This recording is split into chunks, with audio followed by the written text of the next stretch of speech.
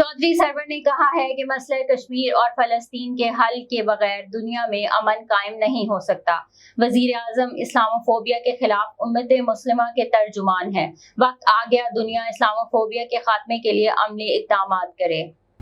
Governor Punjab Chaudhary server ने वज़ीर ख़ारजा शाह महमूद कुरैशी से मुलाकात की, जिसमें गवर्नर पंजाब के दौरा अमेरिका, मसला फ़लस्तीन और कश्मीर समेत दीगर अमूर पर बातचीत की गई।